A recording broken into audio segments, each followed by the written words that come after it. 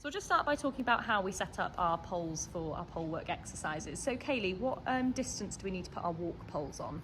So approximately 2.5 foot for walk poles. You may need to adjust this as it's for the average sized horse. Okay, and if we were doing trot poles, what would that be? It'd be 4 foot for a trot pole. Okay. Again, may need to adjust depending on size of horse. Okay, and do we change that if we raise the pole, or is it the same whether the pole's on the ground or raised? The same. Okay. So Kaylee, does it matter if we're walking over poles or trotting over? Is there a preference for what we're trying to achieve with our horses? Walk is the ideal pace to do pole exercises. Obviously they can be done walk, trot and canter. Walk is preferential, particularly for rehab, because it's a marching pace where each limb is independent, and that means unlike using a diagonal pace like trot, you don't have any compensation from other limbs. Okay, so here Flo's obviously walking out the fan and she's measuring the middle of the pole, is that correct? Yes, so you want to measure the centre of the pole, but then what you could do with this exercise is move closer to the centre, to shorten the stride, or closer to the outside where the blocks are placed to lengthen the stride. Okay, thank you.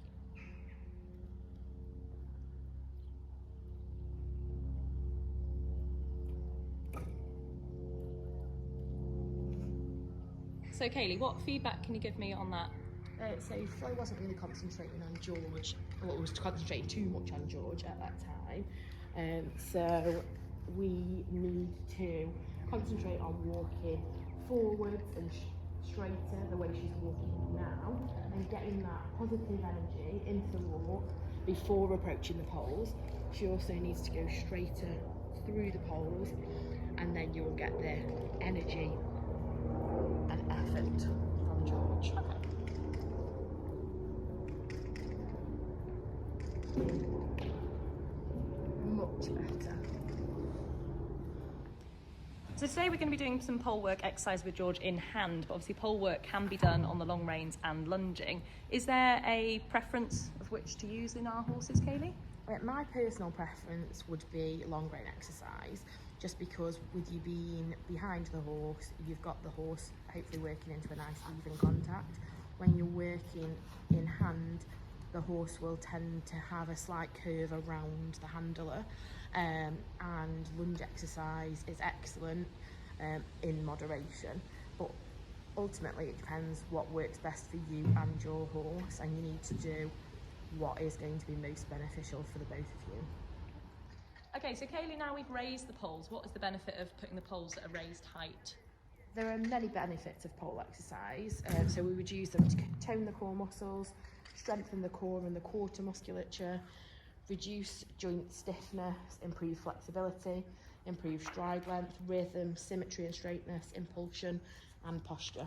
Okay, and would you suggest you always start your pole work with a pole on the ground to start with and then move on to raised poles to increase the difficulty for the horse? Yes, I would always start with one single flat pole and then introduce more poles over time and then begin to raise them. Okay. And are we looking for the same things with them being raised as you would when they're flat? Yeah, you still want a nice forward walk from the horse, and to approach the poles in a straight line. You want to see the core muscles engage, and the horse to prick the ears, lower the head and engage that core. Okay, so now we're moving on to an exercise where we've got the poles raised on the outside and we've created a fan shape. What's the benefit of that, Kaylee? So you are obviously only raised on one side, but you would use this exercise equally on both reins. The benefit of using a fan is that you can adjust stride length by using the inner or outer portion or the centre of the fan.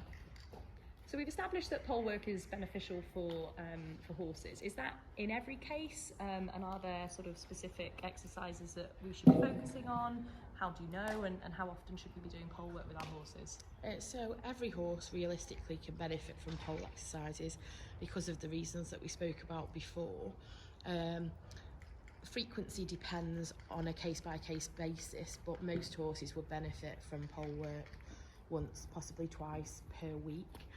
Specific pole exercises like this one may be given to you by your vet or physiotherapist as part of a rehab programme or for a specific strengthening a specific region or for flexibility of a specific region.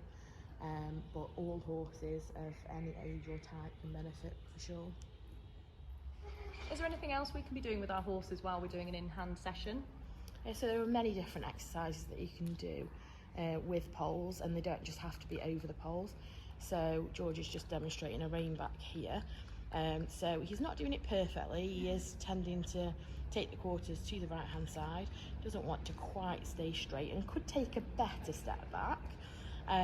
But it's all things to improve on. So he's a bit straight at that time, if anything slightly quarters left. But every time you do different exercises, you just want to be assessing how your horse is moving, doing the exercises and see if you can improve next time. But there are many exercises that your vet or physio could work with you around to improve your individual horse. Cool, well, thank you so much for joining us. I really hope that was useful and giving you some ideas of things you can be doing with your horse. If you'd like to find out more information about things like lunging aids, please see our other video specifically about lunging.